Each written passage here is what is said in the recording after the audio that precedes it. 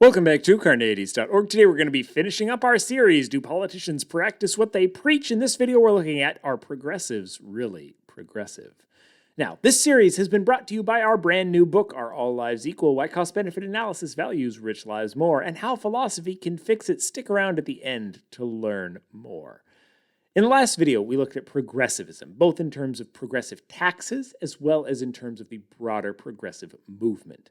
In this video, we will look at whether self-described progressives actually propose policy that support these ideologies. We will look at both the specifics of progressive taxation as well as the less clearly defined general progressive movement. So let's go. Progressive taxation means higher taxes for the rich and lower taxes for the poor. Many progressives do argue for higher taxes for the rich, supporting proposals ranging from adding a new higher tax bracket to taxing wealth directly. These proposals are all in line with the basic idea of progressive taxation. However, there is one tax break for the rich that many progressives are supportive of, or at least somewhat conflicted on, and it's known as SALT, which stands for State and Local Tax Break. This allows high-income individuals in high-tax states to deduct the taxes that they pay to their state or city from their federal taxes. It is a tax break for very rich people, specifically very rich people that live in high-tax and therefore often more democratic or liberal states. And that tax break is the opposite of progressive because it gives a tax break to the best off, to the wealthiest. Several self-described progressives support SALT in one version or another, making them regressive, not progressive. Many self-described progressives have supported laws that include broad, sweeping reform, putting them in line with the progressive support for a strong executive and weaker checks and balances. Though few go so far as to actively advocate constitutional changes, there are some that have advocated for reducing the power of the Supreme Court by limiting Supreme Court justices to particular terms, etc.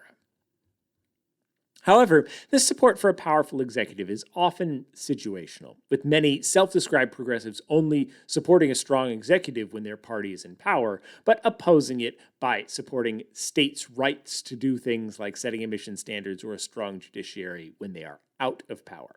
Most of these representatives have other priorities than directly supporting executive power just for the sake of executive power. This is very similar to what we saw with republicanism in the sense that many Republicans only support states' rights when they are states that they agree with and don't support them when they are states they disagree with. Similarly, progressives only support a strong executive when that strong executive is doing things that they agree with.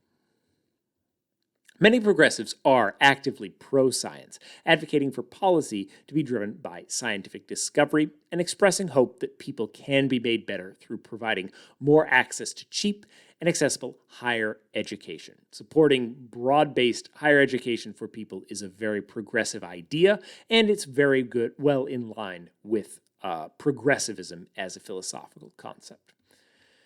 However, many progressives also advocate regulating or breaking up technology companies and other big companies that have provided substantial innovation and scientific advancement over the last several decades. While progressivism does ask the rich to pay more, it isn't necessarily supportive of regulation, particularly of industries that can be innovative and advance scientific ideologies. The progressive movement as a whole was strongly supportive of science, technology, and innovation being used to make people better. It's unclear how much these regulations would actually prevent innovation and further research or advancement. But if they would, it seems that such regulatory positions would be, at least in some level of tension, if not fully regressive, compared to the progressive position of supporting broader scientific discovery.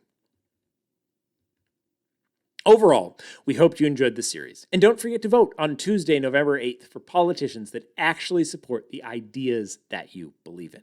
Here's a quick summary of some of the ideals we looked at and what those ideals actually mean in terms of supporting, as a bit of a cheat sheet. If you've enjoyed this series, you really should consider checking out our new book, Are All Lives Equal, that was the sponsor, quote unquote, of the series. This book looks into questions of political philosophy, economics, and the disjuncture between ideology and reality. The book is out now on Amazon for $29.99. You can also learn more on our website and even read the first chapter for free. Please do consider purchasing the book. It does help the channel a lot. And I think these are really interesting ideas to get out there that you might be interested in. So the answer to the question, are progressives really progressive, is that sometimes they are, but sometimes they're not. This is all the more reason for you to research the actual positions of who you vote for. Just because someone calls themselves a progressive, it often doesn't mean that they actually support progressivism. What do you think? Are there other examples you can think of where so-called progressive politicians actually take positions that are opposed to the fundamental tenets of progressivism? If you liked this series and want to see more series like it, let me know in the comments below. And do subscribe, hit the notification bell so you don't miss future videos from Carneades.org. Watch this video and more here at Carneades.org, and stay skeptical, everybody.